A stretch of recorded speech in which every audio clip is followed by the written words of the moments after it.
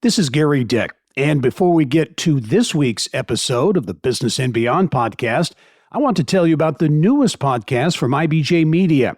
It's called Off the Record with the Indiana 250.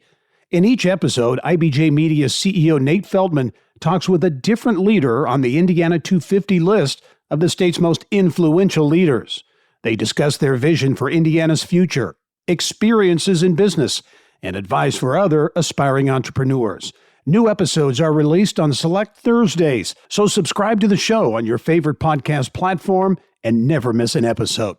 Just search Indiana 250 Off the Record. Conway, Arkansas, oh yeah, such a good city in Faulkner Indiana's County. tech scene, much better off because of a guy who grew up in Conway, Arkansas.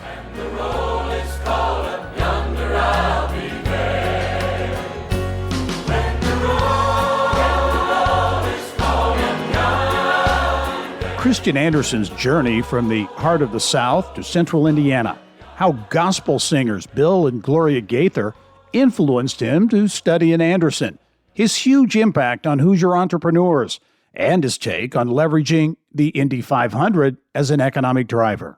This is, and always will be, the greatest spectacle in racing. This is the Indianapolis 500. He's my guest this week on the Business and Beyond podcast.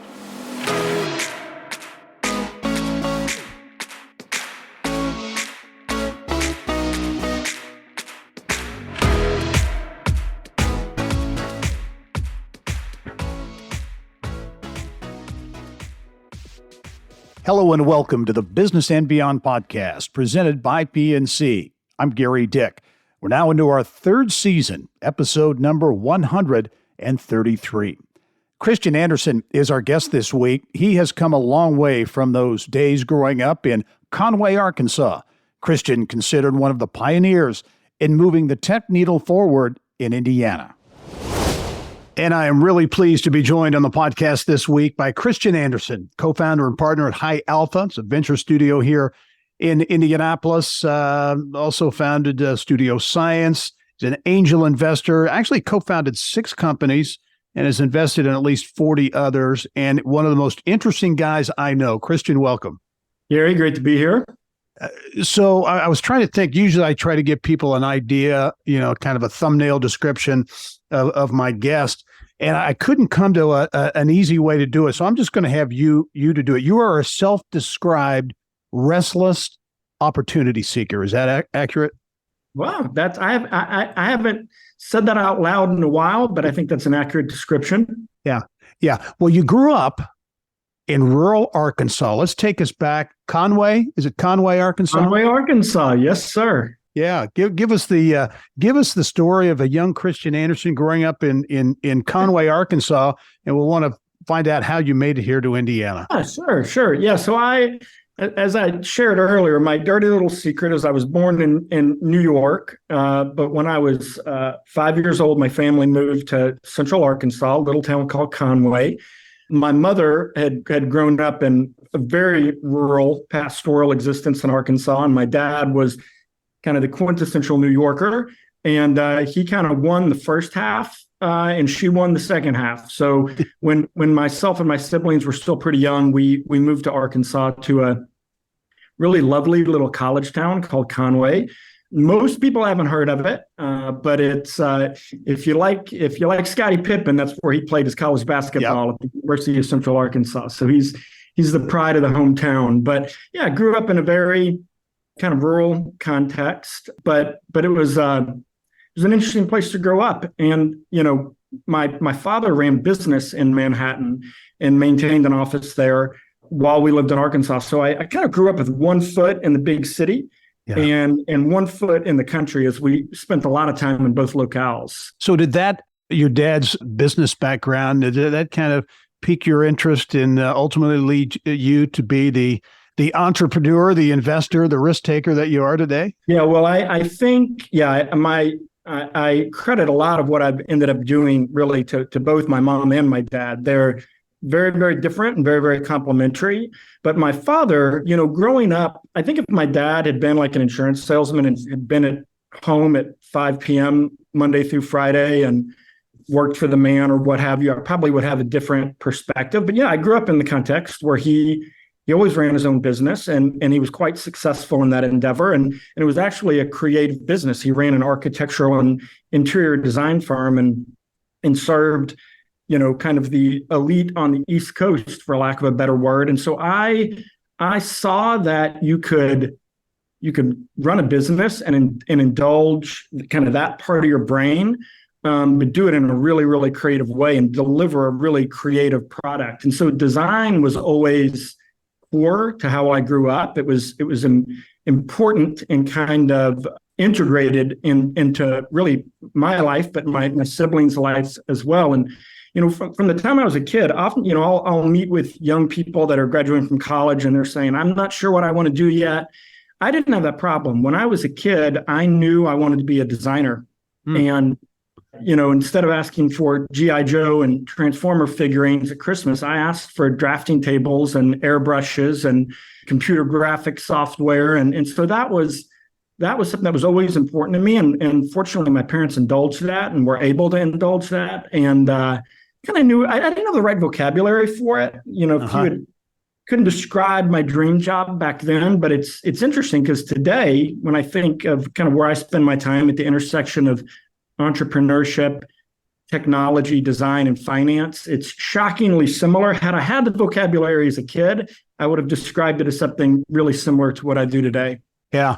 You are so interesting, not only for your business success, but for the fact that you are a passionate advocate for Indianapolis and for Indiana, and we'll want to talk about that.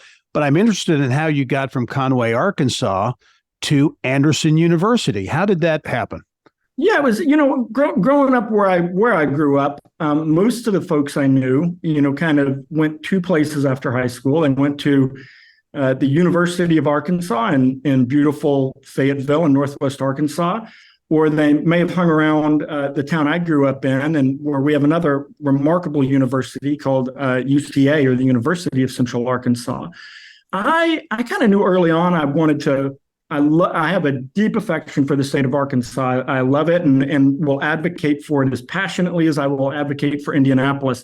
But I wanted to see something else and experience something else for some period of time. And my folks had good friends, coincidentally, that were big supporters of AU in Andersen, and suggested I come out and check out the campus. And I did that. And you should mention who those are. Those are some pretty big names. Yeah, Bill, our friends Bill and Gloria Gaither, who are really remarkable human beings and have done so much for Indianapolis, but maybe specifically the city of Andersen, and supporting that university, and have played a role in launching so many remarkable careers. So yeah, I owe them a big debt for tapping me on the shoulder and encouraging me to check it out. And next thing I know, I'm loading up my pickup truck and driving to central Indiana. And that, the rest is kind of history. I started my career in Indy shortly after graduating from Andersen. And there was a brief stint where my family moved back to Arkansas from 2007 to 2015 while I was still running some businesses here in Indy. And I was commuting back and forth every other week for 7 years. And about a year into High Alpha, I came home one night. I mean, it's kind of a funny story. I'm driving home.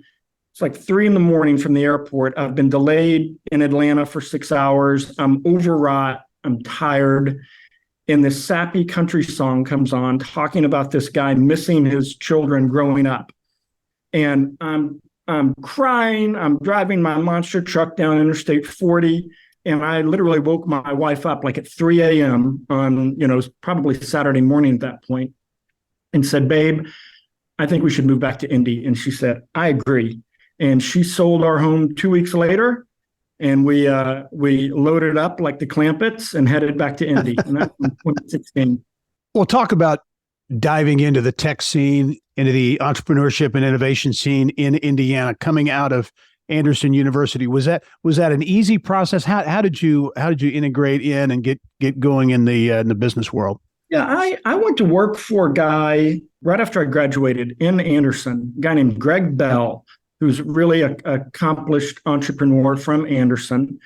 And I went to work for him for about 6 months. And about 6 months after I took the job, Greg ended up winding that business down. It was called Intermark Interactive Technologies, and it was internet-enabled touchscreen kiosks for e-commerce in 1997. So wow, 1997. Wow. Maybe a little ahead of its time. Yeah. But anyway, he very ceremoniously let me know that my services would no longer be required. But I give him a lot of credit. He encouraged me not to go get a job somewhere else, and actually said, in life you're either fulfilling your own dreams or helping somebody else fulfill theirs. I don't agree with that, incidentally, but at the time, in my frontal cortex still wasn't fully developed, and that really resonated with me. And he said, you should go hang out your own shingle. I'm going to start a new company called HealthX, and I'd like your help with that. And I'll support you as your first customer. So that was that. I moved to Broad Ripple. I leased a little 240 square foot office above the Starbucks right there on Broad Ripple Avenue. The timing was interesting. This was kind of late 90s. The internet kind of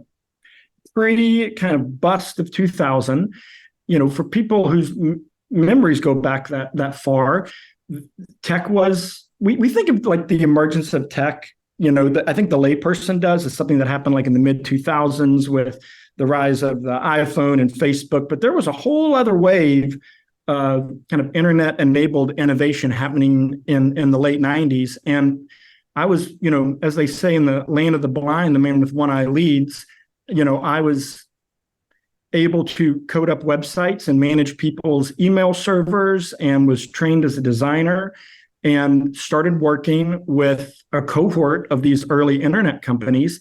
And one thing just kind of led to another. You look at we were an early service provider for ExactTarget, Angie's List, a Primo. These were remarkable businesses that scaled at an extraordinary rate, and we were able to kind of go along for the ride.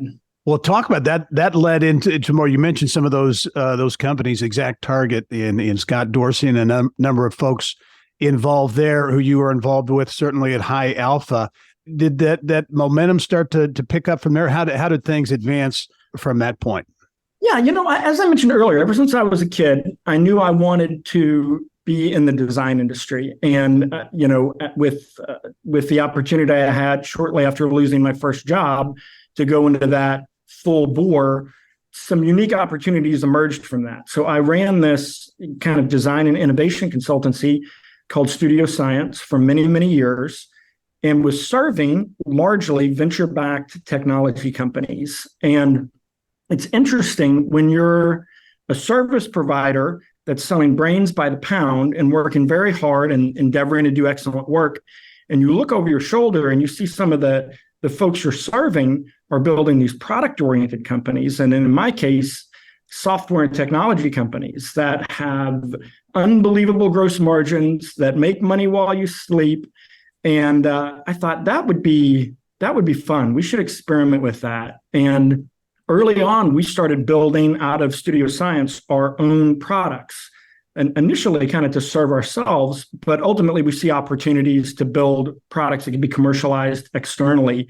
And I tell people that I ran a design firm for the better part of 2 decades, but the reality is we ran a product firm, we ran a venture fund, we ran a services firm, and it was great. It was like a blank canvas that I could experiment entrepreneurially across a whole host of endeavors. And, one of the things we did, Gary, early on was we began to take equity stakes in our customers in lieu of kind of full cash compensation. And that gave me this kind of backdoor education on the world of early stage finance and fundraising and investing. And I ended up connecting with one of my best friends and now partners, Mike Fitzgerald, kind of in the mid 2000s. And we decided to launch a venture fund called Gravity Ventures. Yeah. And we were unencumbered by knowledge, as they say. So, and that ended up being a remarkable advantage. And we started doing that, I think, around 2009, 2010. And we got a reputation for being a group that would move very quickly, and write these seed checks at a time where in the Midwest, there just was not an abundance of early stage capital. So I mentioned that only just to illustrate, we were running a design firm, but we were experimenting with lots of different business models, software startups, investing, services, and that I didn't go to school. I don't have a business degree. I think I took one business class in college. So I was not aware of everything I was getting into, but in many ways that was my MBA. Yeah. What was Indianapolis, Indiana like at that point from a tech standpoint, entrepreneurship, all those kinds of things? Things have changed a great deal. What was it like in Indy back in those days? Yeah, Indy is, so you already mentioned that I'm kind of an apologetic champion of Indianapolis. So I would not encourage anyone to take what I'm going to say next with a grain of salt, because I think it's true, but I am a champion, and I see mostly the good in people and in places. And so you'll have to dig to get me to be overtly critical. But one of the things that I think is interesting about Indy is you look at so many other cities, specifically cities in the Rust Belt, in the Midwest, Cleveland, Detroit, St. Louis, Cincinnati. And they're so defined by an industry, right? Obviously, when you think about Detroit, you think about the automotive industry, you think about Cincinnati, you think about CPG, consumer packaged goods and retail. Indy really wasn't famous for one thing, right? Obviously, we had this important pharmaceutical company and engine builder down south, and some background in insurance, and we had this kind of emergent sports strategy. So there was a lot of interesting things happened, but we weren't defined by one thing. And I think that, for many years was a mark against Indy and the whole Indianapolis, or however you say right, yeah. Term. And when the internet showed up and began to disrupt business models across the board, it turns out that being a tabula rasa city was an advantage, because we weren't kind of tethered to this identity that was 100 years old. And yes, I know there was an identity about cornfields and basketball, but I mean really kind of commercially from a business perspective. And I think that allowed people in Indianapolis to actually make the shift to embracing the internet much quicker than what happened in St. Louis and Cleveland, Detroit and Cincinnati. And even when those cities began to do that, they filtered everything through the lens of that legacy industry. So if you're going to start a technology company in Detroit, it needs to be focused on mobility, as an example. Indy didn't have any of that. And that institutional kind of identity baggage, the absence of that, I think allowed Indy to move much quicker and be, have a wider aperture around what's possible. Another item I think that's interesting in this transition to a more tech-focused image, if you will, is the name on the top of the state's tallest building is now Salesforce. Now, a tech company that, years ago, people would have thought it had to be a bank or an insurance company, but it's Salesforce. And interestingly enough, I think just recently marked the 10-year anniversary of the Salesforce acquisition of ExactTarget for, I think, $2.5 billion. How important was that, looking back on that whole, the creation of ExactTarget, ultimately selling it, and what has come from that? Because so many people have not just cashed their checks and left town, but have stepped back. I think a lot of regional ink has been spilled on this topic, but I never get tired of talking about it. Ambition is contagious. I think when you see the fact that a breakout kind of community transforming business like ExactTarget can happen in your own backyard, there's a lot of people that wake up and go, you know what? I think I could do that. And, obviously attracting talent and the wealth creation and the expansion of the tax base and shining a light on Indy, those were all important aspects of the ExactTarget success story. But I think the most important part is that it inspired a whole new generation of entrepreneurs in Indianapolis. And it inspired a whole new generation of investors in Indianapolis. And I really can't overstate the importance for community of having an exemplar, having a breakout, and realizing your neighbor who you golf with on Saturdays is there as an SVP. And you're like, you know what? If Sarah can do it, I can do it. And this is true when you're talking about Little League Baseball. It's true when you're talking about politics, but it's certainly true in business that people are inspired by your successes. And that's why I'm also such an unapologetic supporter of capitalism writ large, right? Because when done right, when done with integrity, it can transform a lot of lives, and it can be inspiring to so many people to have them get off their duff and do something maybe that they wouldn't have considered in the past. Much more with entrepreneur, investor, visionary Kristian Andersen when the Business and Beyond podcast returns. Stay with us.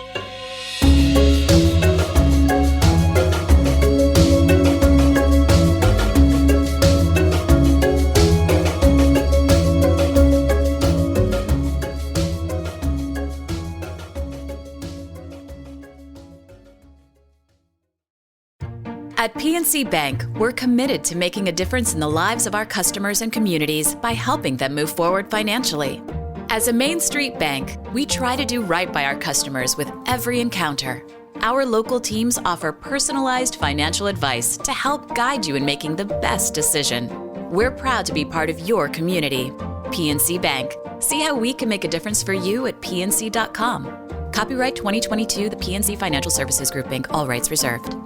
Welcome back to the Business and Beyond podcast. We're presented by PNC. My guest this week is Kristian Andersen. Kristian is the co-founder and a partner at High Alpha Venture Studio based here in Indianapolis, but an entrepreneur and an investor who has co-founded 6 companies, invested in several dozen more. Kristian, when you talk about Indianapolis or the Midwest in general as a quote unquote tech hub or a center for technology and innovation, you get the common tropes of flyover states, not enough venture capital, not enough innovation, not enough going on, no mountains, no oceans, that kind of thing. You don't have what it takes in the Midwest to grow technology, and I know you are diametrically opposed to that. Why? What is it about Indianapolis that can refute those claims? Yeah, I mean, I think mountains and I think mountains and oceans are definitely an attractant. You see many coastal cities that have punched above their weight class because they're in beautiful locales. But when people mention that as it relates to Indy, I ask them if they've ever been to Austin, Texas, or if they've ever been to Nashville, Tennessee, 2 cities that have extraordinarily vibrant economies. They're places people want to live. And the last time I was in both of those places, I didn't see an ocean. I didn't see any salt bodies of salt water, and I didn't see anything that would approach a mountain. So I'm pretty dismissive of people who point out to the geographic limitations of Indy. I think, and listen, Indy's not alone. There are other cities, I think, that are operating at similar frequencies. But if you look at what's happening in Indy, specifically relative to the Midwest, it's extraordinary. I don't really like punching above our weight class. I think we're in the right weight class. And I think our cohort of competitors looks maybe different than the folks that get up every morning to think about economic development, right? I don't think of our competitive cohort as Columbus, Ohio, or Cincinnati, Ohio, both lovely cities. I think of our competitive cohort as Nashville and Austin and Atlanta. I think those are 3 excellent examples. And if you look at the numbers, we look a lot more like those Sun Belt cities than we do the Rust Belt cities. Why is that? I think there are probably, maybe 3 primary levers that influence that. One is cultural. I do think that there is a bit of a chip on the shoulder of many people in Indianapolis and in maybe Indiana writ large, but people live in cities, they don't live in states. So I'm going to talk about Indianapolis, and you can extrapolate from that what you will. I think people in Indy kind of know what they're capable of and are kind of tired of the 30, 40-year-old narrative that it's a cheap place to live and a nice place to raise a family. Those are both wonderful features, but that's not the headline, right? It's cheap and a nice place to raise a family is not the headline. I think there is something cultural in this city where people expect more. I think the Midwestern work ethic is a quantifiable real thing. And if you talk to hiring managers for companies on the coast, they will confirm that. They love to recruit kids out of Big Ten universities. There's something special about that ethic. But I think paired with that kind of hard work and that grit and maybe a little chip on their shoulder, there is a spirit of, we used to call it Midwestern humility or niceness. I think it's collaboration. I think it's this city's ability to work within itself. If you look at the role of state government, local government, you go talk to people building a company in San Francisco and ask them what they think about their local and state government, right? They're antagonistic toward the innovators. That hasn't always been that way, but it's certainly that way right now. And over the last 20 or 30 years, in my experience in Indy, the amount of support and like literally cheering you on, not trying to throw roadblocks up in front of you, but cheering you on is remarkable. I think business is the greatest tool for economic development.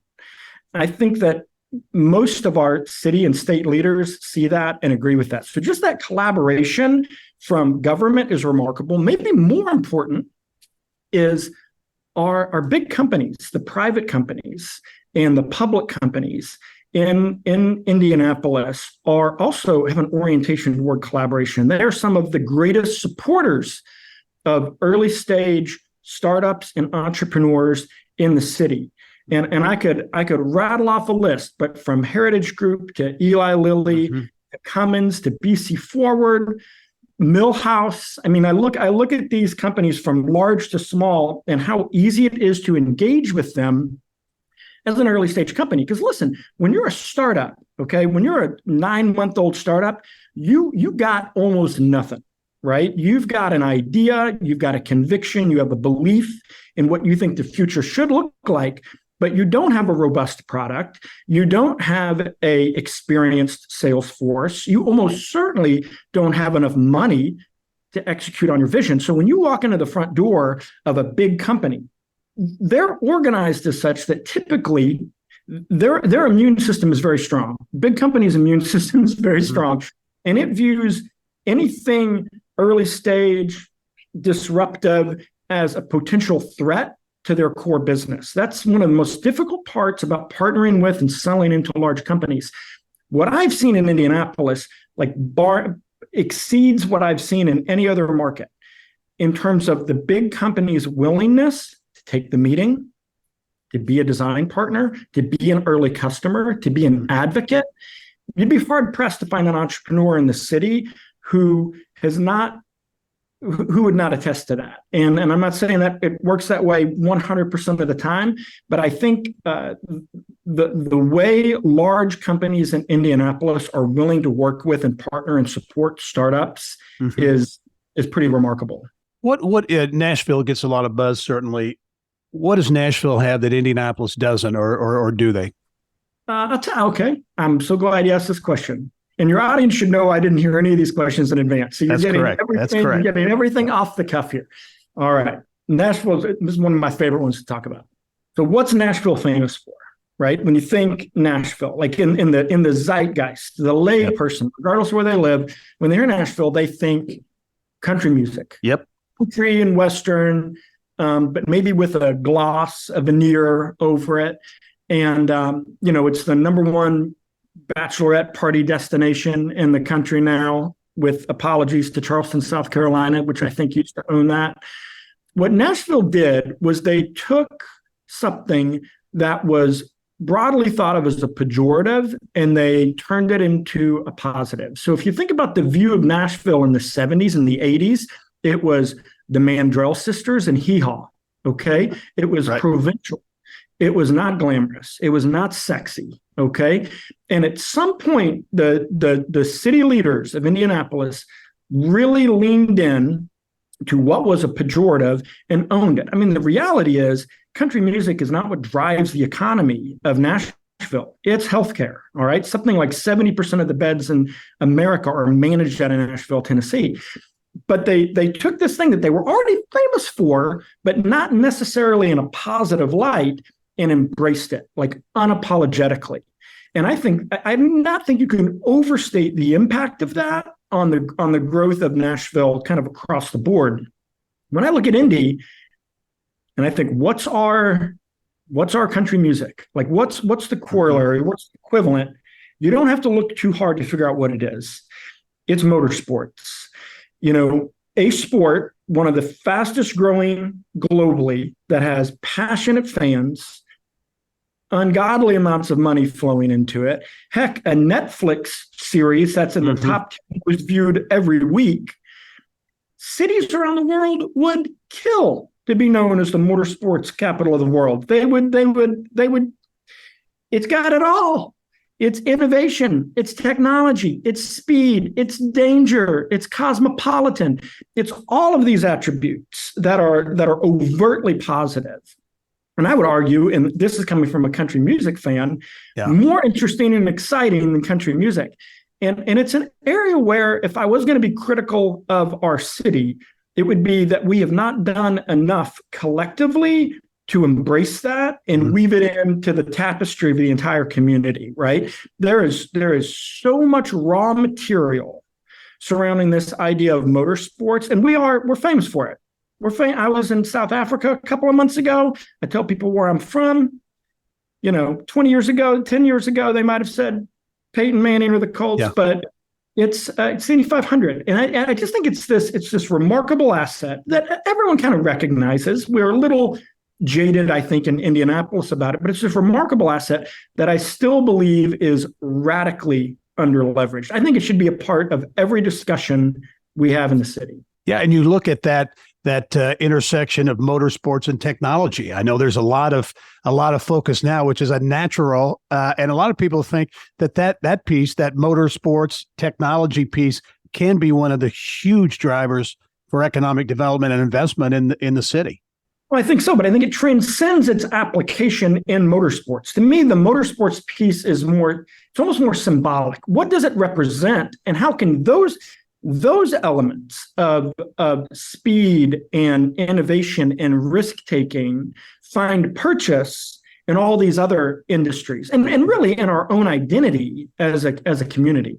What's next for Kristian Andersen? What do you have on your plate? What would you like to see happen here in Indianapolis and in Indiana when it comes to tech and innovation? I'll throw it open to you as we wrap up.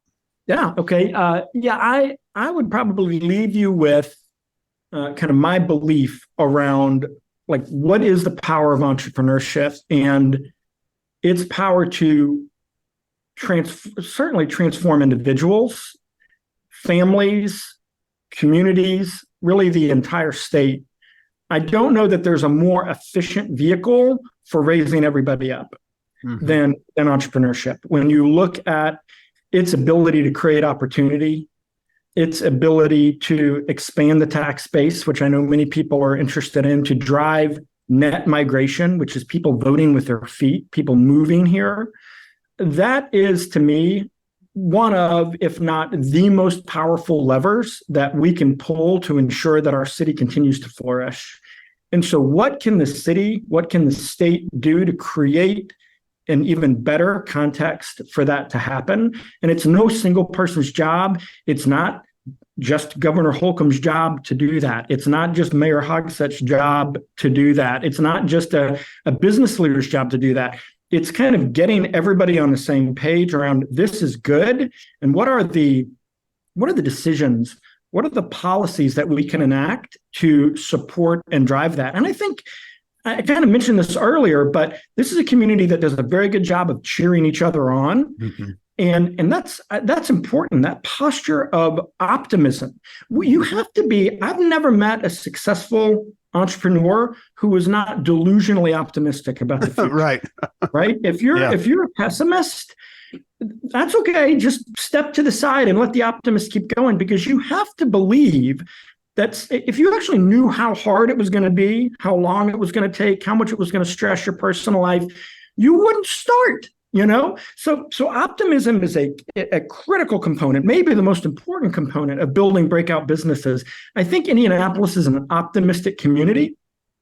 And I would say as a community, we need to continue to do everything we can to cultivate that in our children in our families, in our relationships with our coworkers. I think it is extraordinarily important. Kristian Andersen, congratulations on your continued success.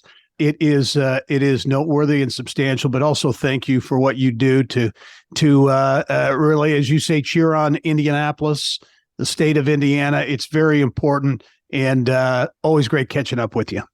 Gary, likewise, and I would just point out to your audience, I don't know of anyone in the city who's doing more to cheer people on, and anyone in the city who's doing more to imbue a sense of optimism in our business community and in our community writ large. So as always, thank you for what you have always done and what you're going to continue to do in the future. It's much appreciated. I really appreciate that, my friend. Kristian Andersen, entrepreneur and innovator, my guest this week on the Business and Beyond podcast. It is a weekly conversation with achievers in business, sports, entertainment, and beyond. You can download every episode of the Business and Beyond podcast at InsideIndianaBusiness.com. You can get Indiana Business News 24/7 there as well.